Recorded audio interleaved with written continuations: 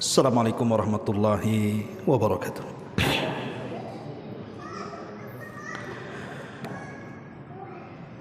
Bihamdillahi wassalatu wassalamu ala rasulillah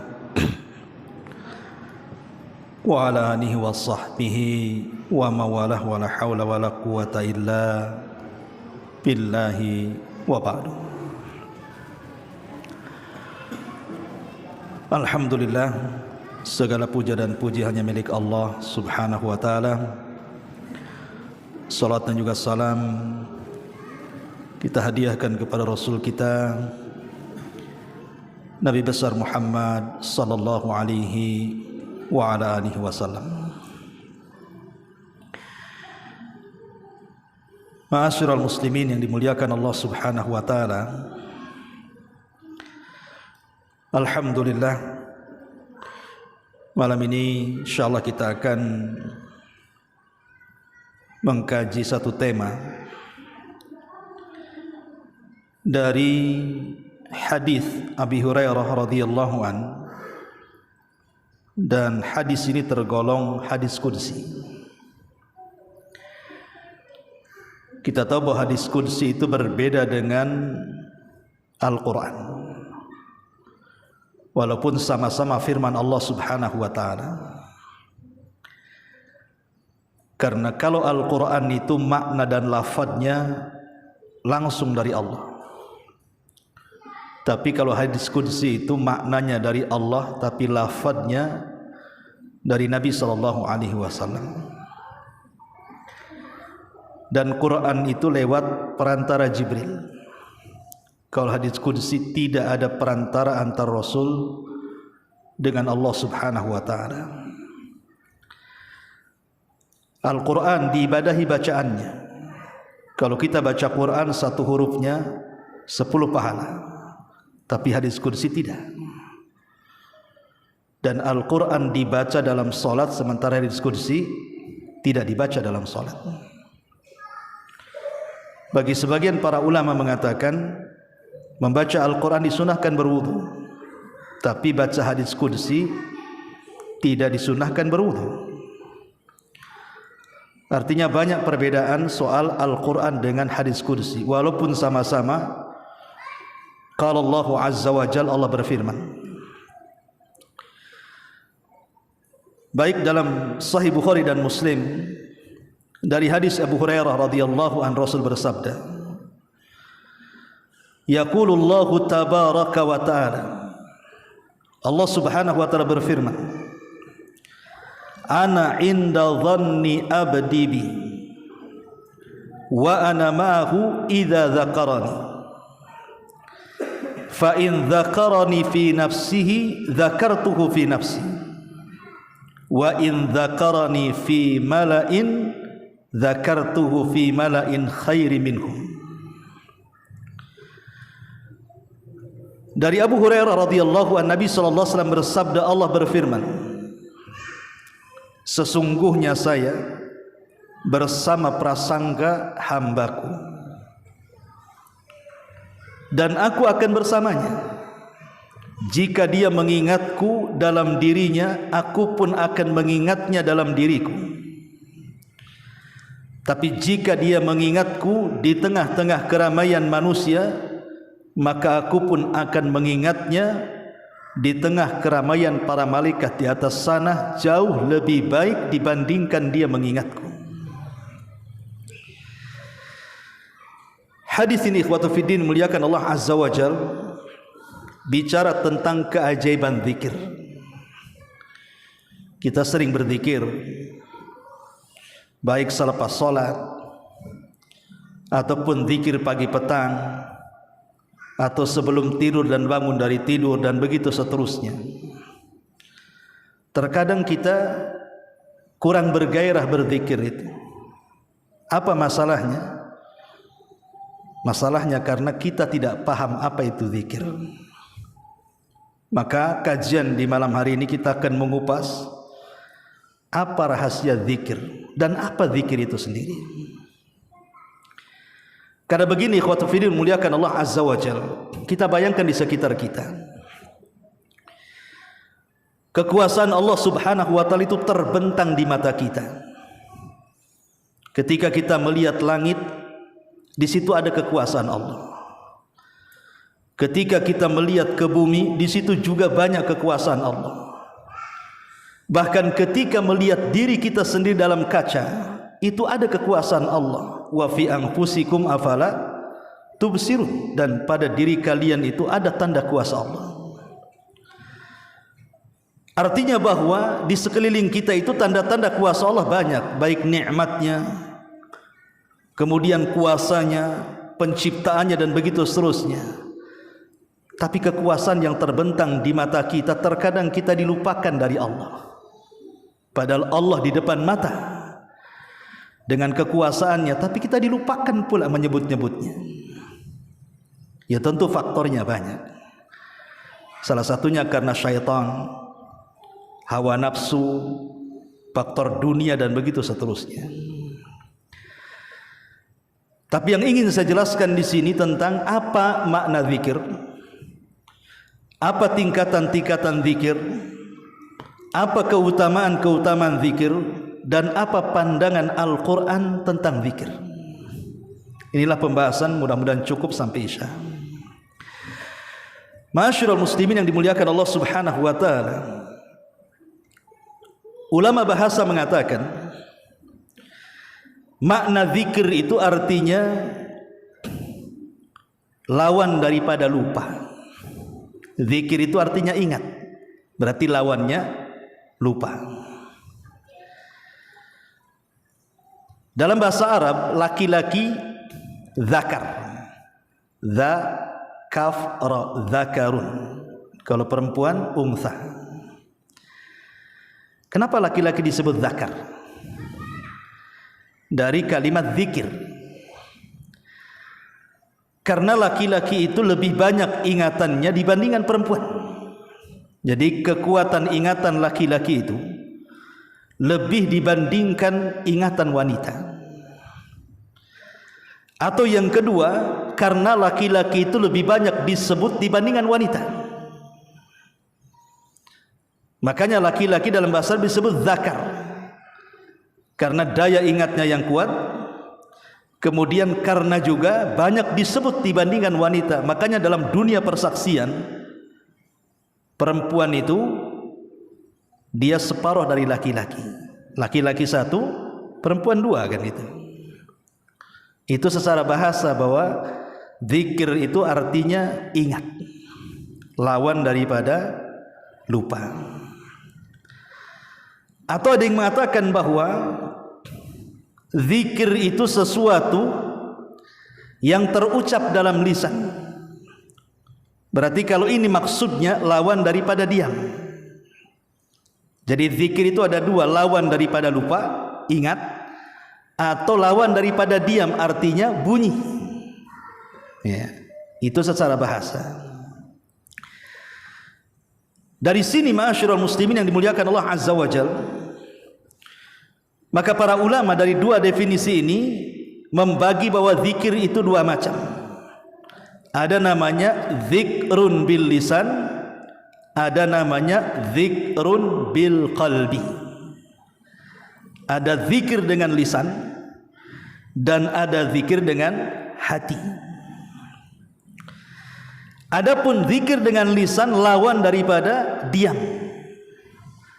Adapun zikir dengan hati lawan daripada lupa. Ma'asyiral muslimin yang dimuliakan Allah Subhanahu wa taala. Adapun zikir dengan lisan ma'ruf. Antum membaca subhanallah, subhanallah, hamdulillah, hamdulillah, la ilaha illallah, Allahu akbar. Itu namanya zikir dengan lisan. Adapun zikir dengan hati,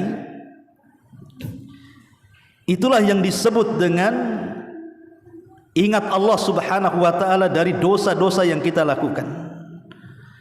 Makanya disebutkan di dalam Al-Qur'anul Karim, alladzina idza fa'alu fahishatan aw zalamu anfusahum dzakarullaha fastaghfaru lidzunubihim. Orang-orang yang mereka melakukan fahisyah, perbuatan-perbuatan maksiat atau mereka menzalimi diri-diri mereka, zakarullah, langsung mereka ingat Allah. Kemudian mereka pun mengucapkan astagfirullah.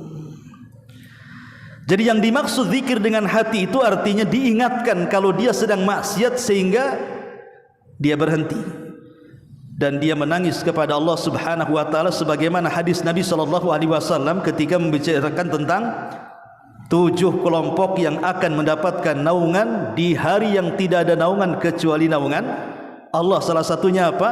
Rajulun dzakarallah fafadat aina. Seorang laki-laki yang ingat Allah kemudian menangislah dia. Hatinya ingat. Ini secara makna zikir. Syekhul Islam Ibn Taimiyah rahimahullahu taala, beliau mengatakan bahwa zikir itu umum maknanya. Jadi zikir itu bukan hanya sekedar memuji Allah Subhanahu wa taala dengan tasbih, tahlil, takbir dan begitu seterusnya, atau bukan hanya sekedar mengingat dosa-dosa kemudian istighfar, tapi makna zikir itu luas, kata beliau. Baik, kita akan baca ucapan beliau. Berkata Syekhul Islam Ibn Taimiyah rahimahullahu taala, kullu ma takallama bihi lisan wa tasawwarahu al-qalb mimma yutaqarrab ila Allah min ta'allumi ilmin wa ta'limihi wa amira bil ma'ruf wa amrin bil ma'rufi wa nahyin 'anil munkarin fahuwa min dzikrillah. Wa li hadha man ishtaghala bi talabul ilmi nafi ba'da ada'il faraid aw jalasa majlisan yatafaqqah aw yufaqihu fihi al-fiqh alladhi sammahu Allah wa rasuluhu fiqhan fahadha aidan min afdali dzikrillahi azza wa jalla.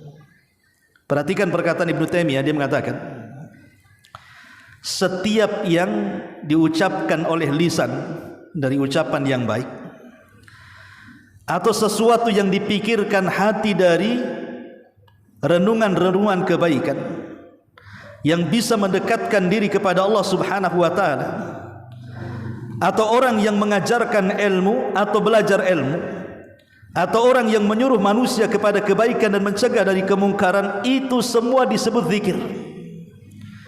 Termasuk orang yang menyibukkan dengan talabul ilmi, menuntut ilmu setelah melaksanakan kewajiban-kewajiban, atau duduk di majlis ilmu dan mempelajari fikih di dalamnya, maka ini adalah seafdal-afdalnya zikir.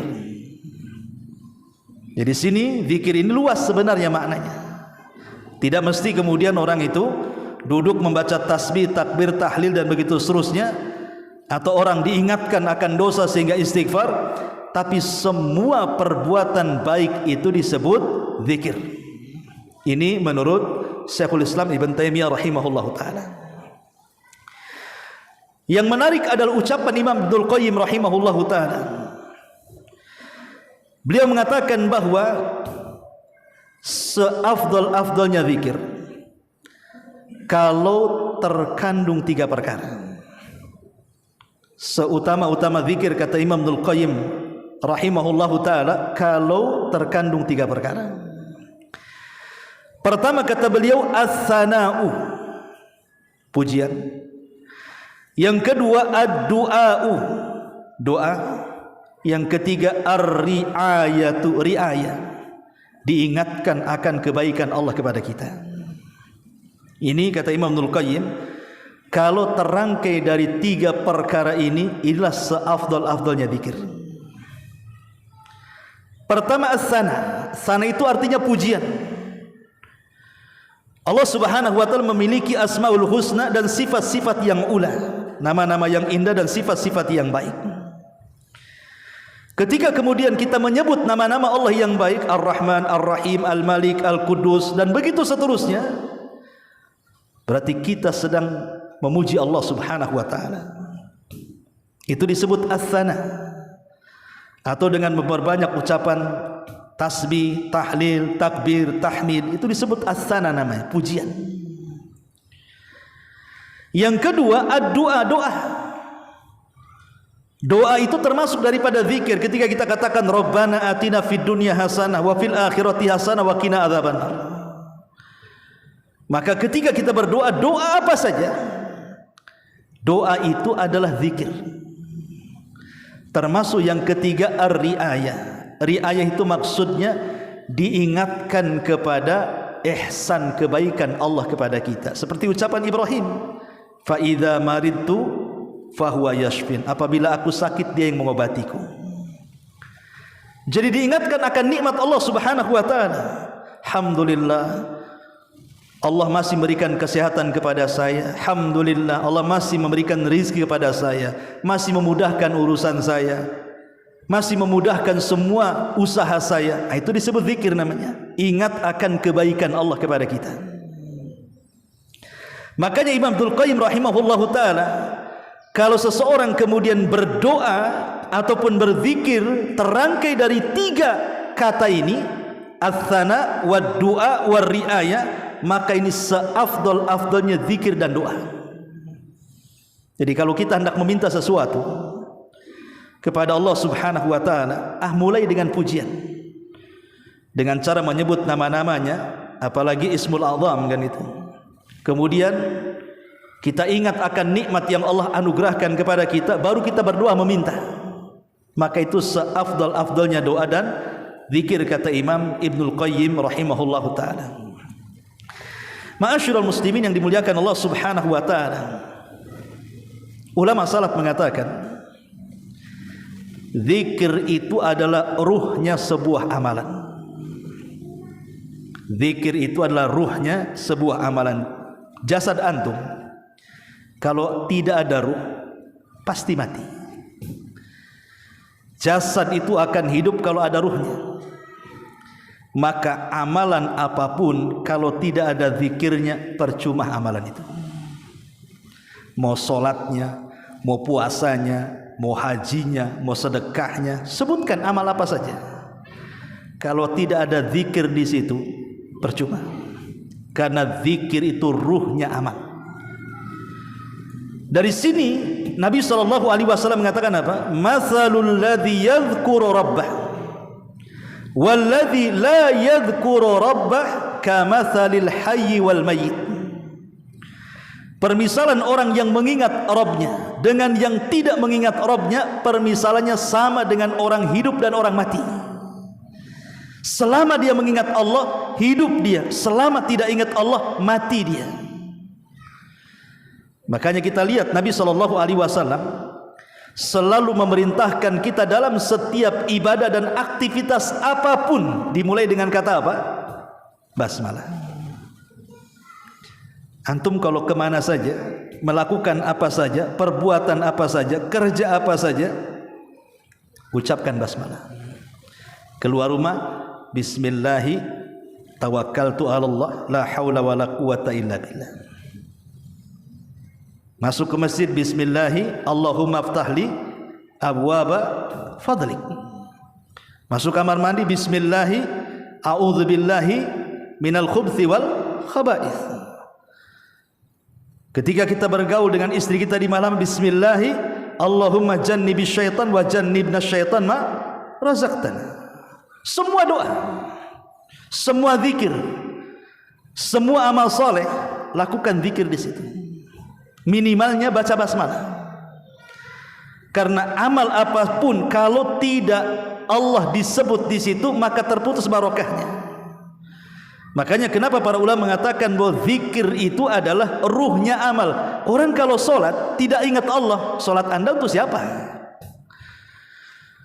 Allahu Akbar, khusyuk dia. Tapi Ali radhiyallahu mengatakan ada orang itu disebut khusyu'un nifaq, katanya. Apa khusyuk nifaq wahai Amirul Mukminin? Maksudnya Ali bin Abi Thalib, orang yang kalau solat gak bergerak, badannya khusyuk, tapi akalnya entah ada di mana-mana. Ya, memang dia khusyuk gitu ya, rukunya, sujudnya, tasyahudnya, tapi otaknya di mana tuh? Badannya di Nurul Ilmi, ruhnya itu di Nagoya sana. Jadi ada orang yang seperti itu. Nah itu nggak ada ruhnya solatnya. Makanya kemudian dikatakan bahwa zikir itu ruhnya amal. ruh daripada amal itu sendiri. Ma'asyiral muslimin yang dimuliakan Allah Azza wa Jalla, adapun tingkatan-tingkatan zikir. Zikir itu ada 3 tingkatan. Yang paling rendah disebut zikrun zahirun. Zikir zahir. Apa maksudnya zikir zahir di sini? Zikir zahir itu maksudnya adalah zikir yang mencakup 3 perkara yang dikatakan oleh Imam Ibnul Qayyim tadi. Mencakup pujian, mencakup doa, mencakup ar-riayah, diingatkan kita dari kebaikan-kebaikan Allah kepada kita. Ini namanya zikir zahir. Yang kedua ada namanya zikir khafi. Zikir khafi itu maksudnya zikir yang tidak samar, yang tidak tampak samar. Bukan berarti kemudian lisannya diam saja, hatinya yang zikir, bukan maksudnya di sini zikir khafi itu. Ulama mengatakan bahwa zikir khafi itu adalah zikir yang kita keluarkan semua hal-hal yang bisa mencegah kita zikir. Kita lepaskan semua penghalang-penghalang yang menjadikan kita tidak bisa zikir. Apa penghalang-penghalang zikir? Syaitan. Kita berlindung dari syaitan. Hawa nafsu, kita berlindung dari hawa nafsu. Syahwat dunia, kita berlindung dari syahwat dunia. Syahwat wanita, sebutkan apa? Pokoknya yang bisa menghalang-halangi zikir kepada Allah, kita jauhi. Yang kedua, merasa diawasi oleh Allah Subhanahu wa ta'ala. Kemana saja kita merasa diawasi, atau seolah-olah dalam bahasa hadis itu disebut al-ihsan, seolah-olah kita melihat Allah, atau kalau tidak bisa, yakini Allah melihat kita. Karena kalau kita merasa melihat Allah, kita tidak akan lupa. Dan kalau merasa Allah melihat kita, kita tidak akan dilupakan. Itulah bedanya. Jadi kalau kita merasa melihat Allah, berarti kita tidak akan lupa, karena kita melihat Allah terus. Tapi kalau kita tidak bisa yakin Allah itu pasti melihat kita, kalau ada keyakinan seperti itu, kita tidak mungkin dilupakan. Itu zikir khafi, itu naik sedikit tuh. Tetapi zikir yang paling tinggi disebut zikir hakiki. Artinya kita sampai lupa bahwa kita sedang berzikir, tapi kita menganggap kita tidak sedang berzikir. Wah, itu tingkat tinggi tuh. Ya, gitu. Kita lupa kalau kita sedang berzikir. Kita sendiri yang lupa kalau kita sedang berzikir. Tapi Allah Subhanahu wa ta'ala tidak akan pernah melupakan kita. Fadhkuruni adzkurkum. Berzikirlah kepadaku, aku akan berzikir kepadamu, kata Allah. Bagaimana caranya coba? Kita lupa kalau kita sedang berzikir gitu. Ya tadi kita menggabungkan semua zikir. Kalau melihat hujan, langsung kita berdoa, Allahumma sayyib nasaiban nafi'a. Pamannya kan? Kalau kita lagi naik nih, Allahu Akbar. Kalau kita lagi turun, Subhanallah. Gitu ya. Kemudian kalau kita melihat nikmat, Masya Allah la quwata illa billah. Kalau kita sedang kaget, dan kagetnya itu karena sebuah keburukan, Subhanallah. Kalau kagetnya sebuah kebaikan, Masya Allah. Pokoknya kalau mau tidur langsung, ya, Bismikallahumma ahya wa amut. Kalau bangun tidur, pokoknya semua tempat dia bisa berzikir. Tanpa harus berpikir sama berzikir, enggak, langsung refleks dia. Dia lupa kalau dia sedang berzikir itu. Ini tingkatan ini mungkin tingkatan para nabi yang kayak kalau kita kan kadang-kadang diingatkan sama istri, udah baca belum? Kan kita ini bukan ahli zikir, ahli ghaflah namanya ya, lawan daripada zikir. Ya. Itu jangan-jangan 3 tingkatan pun tidak masuk kita di sini. Subhanallah coba.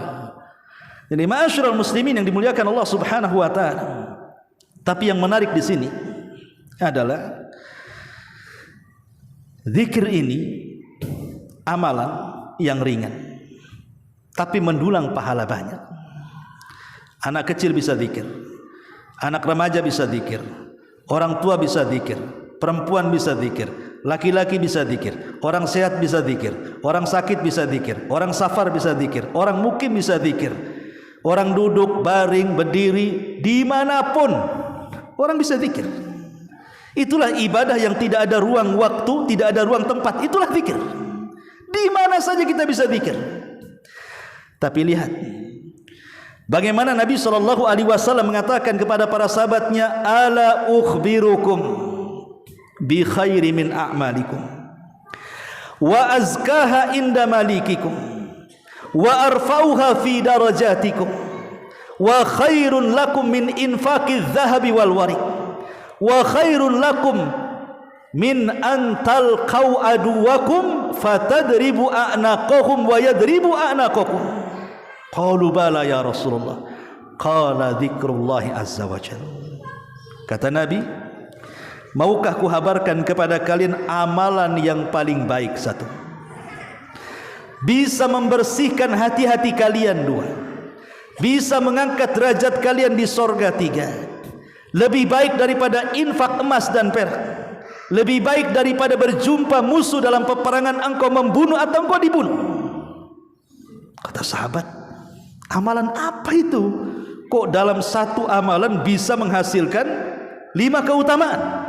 Amalan terbaik bisa membersihkan jiwa, mengangkat derajat, lebih baik daripada infak emas dan perak, bahkan lebih baik daripada jihad dan mati syahid. Sahabat mengatakan, tentu Rasul, amalan apa itu? Maka Rasul mengatakan, zikrullah, berzikir kepada Allah Azza wa Jalla. Bahkan dikatakan oleh masyayikh, ucapan satu kali tasbih subhanallah itu lebih baik daripada dunia dan isinya. Ya. Ma'asyiral muslimin yang dimuliakan Allah Azza wa Jalla. Bahkan hadis yang tadi saya baca, apa kata Allah dalam hadis kursi?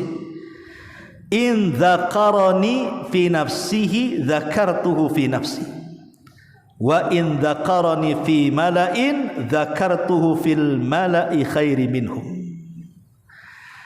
Jika kata Allah, jika hambaku mengingat aku dalam dirinya, pahamnya antum sendirian di masjid, subhanallah, subhanallah, alhamdulillah, alhamdulillah kan, maka Allah akan memuji kita langsung di hadapannya.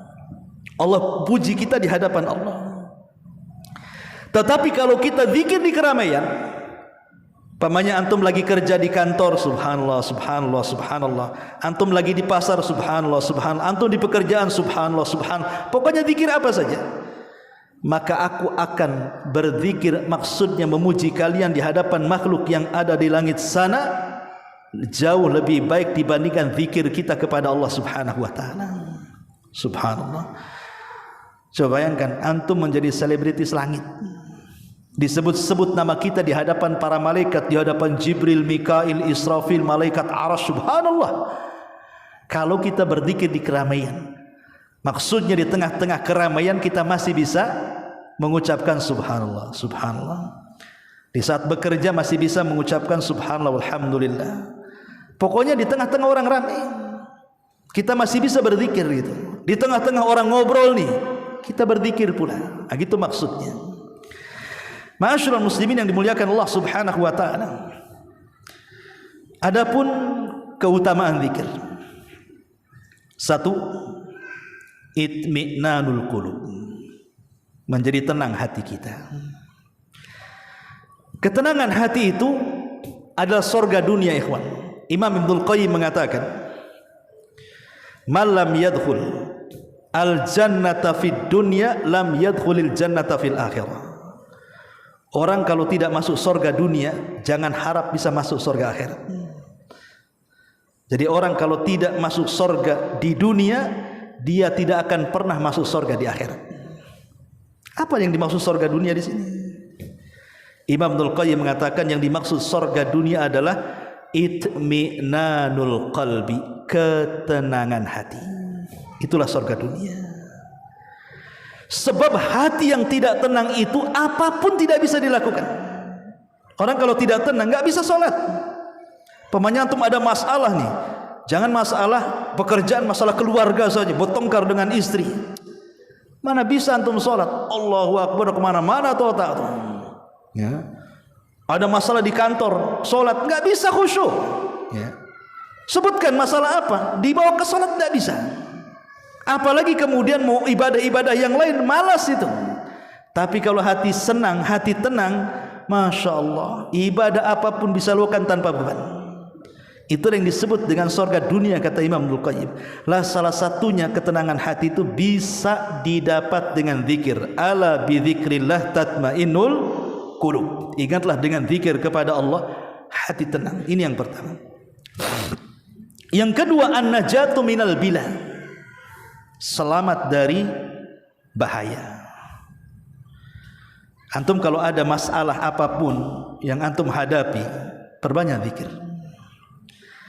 Nabiullah Yunus alaihi salatu wassalam ketika dia meninggalkan Nainawa Irak karena berdakwah, orang Nainawa tidak mau menerima dakwahnya Nabiullah Yunus. Marah Yunus dan bersumpah untuk berdoa kepada Allah dan mengatakan kepada kaumnya, ingat sebelum 3 hari kalian pasti akan kena azab. Hari pertama tak nampak azab, hari kedua tak nampak azab, hari ketiga Nabi Yunus takut kalau seandainya turun azab, pergi dia. Ketika Yunus sudah pergi, betul-betul ada muqaddimahnya akan turun azab. Maka semua kaumnya beriman. Tidak ada satu nabi dari 25 nabi dan rasul yang semua kaumnya beriman kecuali Nabi Yunus. Semua beriman. Rasul saja ada yang beriman, ada yang tidak kan? Abu Bakar beriman, Abu Lahab pula kufur. Ini tidak. Nabi satu-satunya yang semua kaumnya beriman itu Nabi Yunus. Masalahnya Nabi Yunus tidak tahu kalau kaumnya sudah tobat dan beriman karena dia sudah pergi. Masalahnya belum diizinkan pergi, pergi dia. Maka Allah Subhanahu wa taala menguji Yunus dengan cara apa? Ketika dia naik perahu, tiba-tiba di tengah laut itu kapal dikitari ikan besar tuh yang kelaparan. Kapalnya berhenti karena ketakutan lah. Kapal kecil tiba-tiba ada ikan besar mengelilingi kapal. Coba bayangkan, apa enggak begini satu kapal nih? Sehingga satu di antara mereka mengatakan, kapal ikan ini kalau tidak diusir maka dia akan memakan kita semuanya. Dengan cara apa? Lemparkan satu orang, umpankan dia, baru ikan itu akan pergi. Bingunglah siapa yang diumpankan masalah. Satu kapal ini siapa mengumpankan kan itu. Terjadilah qur'ah di sini. Kocokan arisan, sebut namanya satu-satu. Ya, dikocok. Yunus pula keluar. Mereka melihat, oh janganlah, tampaknya dia orang soleh. Kalau bisa preman aja dimasukkan. Akhirnya dikocok lagi, Yunus lagi keluar, Yunus lagi yang keluar. Nabi Yunus baru perasan bahwa sebenarnya ikan itu utusan Allah karena kesalahan dia. Maka dia mengatakan kepada kaumnya yang ada di kapal, biar aku yang meloncat dari kapal. Betul, ketika Yunus ngeloncat, langsung ikan itu menelan Nabi Yunus dan Allah mengatakan kepada ikan, telan dia dan jangan kau punya. Ketika sudah menelan Nabi Yunus, langsung masuk ke dasar lautan dan kapal itu selamat. Ahli tafsir mengatakan berapa lama Nabi Yunus di perut ikan? Ya macam-macam pendapat lah. Ada yang mengatakan sehari, semalam, ada yang mengatakan 3, wallahu alam. Bahkan ada yang mengatakan setahun juga. Ya. Tapi kita tidak bicara soal perselisihan berapa lama Nabi Yunus dalam perut ikan, karena jangankan bicara sehari saja yang paling pendek ya pendapat ulama. 1 jam di perut ikan ini bisa mati kita ini, nggak ada oksigen. Tapi Allah Subhanahu wa taala menghendaki Yunus tidak mati, padahal Yunus di 3 kegelapan, kegelapan perut ikan, kegelapan dasar lautan, kegelapan tengah malam, tapi kuasa Allah Yunus tidak mati. Apa yang menyebabkan Yunus diselamatkan Allah Subhanahu wa taala? Zikrullah, karena dia hamba yang berzikir. Selama di perut ikan, Yunus hanya mengatakan la ilaha illa anta subhanaka inni kuntu minadz zalimin. Allah katakan falaula minal musabbihin la labitha fi batnil huti ila yaumi yub'atsun. Kalau Yunus bukan ahli tasbih, tentu dia akan tetap di perut ikan sampai kiamat dibangkitkan. Ketika Yunus terus bertasbih, berzikir, akhirnya Allah takdirkan Yunus diselamatkan, dimuntahkan lagi ikan itu, keluar Nabi Yunus hidup-hidup. Dari sini ada faedah apa? Zikir ini bisa menyelamatkan dari bala. Apapun urusan antum, apapun masalah antum, perbanyak zikir. Nanti Allah uraikan. Karena kaidahnya masalah itu datang dari Allah. kalau Allah libatkan untuk menyelesaikan masalah kecil bagi Allah. Kalau kita tidak pernah melibatkan Allah dalam masalah kita, sekecil apapun masalah tidak akan ada jalan keluarnya. Karena Allah yang menciptakan masalahnya. Ya, ini yang kedua. Yang ketiga, maghfiratul dzunub. Bahwa di antara faedah zikir adalah bisa menghapuskan dosa. Coba saja umpamanya antum ngobrol dengan beberapa orang. Terkadang kalau keasikan ngobrol, terkadang mungkin jatuh ke ghibah, jatuh ke namimah, jatuh ke mencela. Kita kalau banyak orang ngobrol, kadang-kadang bercanda, jatuhlah ke dosa-dosa kan. Kita tidak tahu karena orang yang paling, kalau orang sudah banyak ngomong tuh pasti kepelesetnya banyak tuh.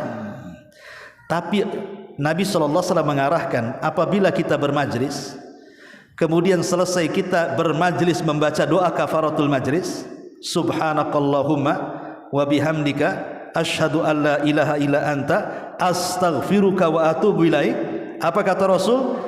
Maka dosa-dosa di majlis itu Allah hapuskan. Maka disebut doa kafaratul majlis. Itu penting doa kafaratul majlis itu. Bukan hanya habis kajian kemudian saya doa kafaratul majlis. Tidak. Antum duduk di warung kopi, ngobrol, habis buyar, sebelum pergi antum baca sambil pergi, ya kan? Subhanakallah bihamdika. Karena takut ketika kita bermajlis kita gibah orang masalahnya. Lah dari sini kita tahu bahwa zikir itu bisa menghapuskan dosa.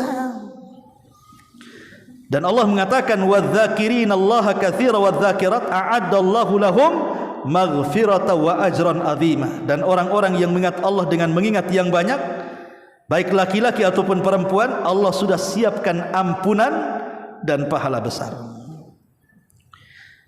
Dan ingat,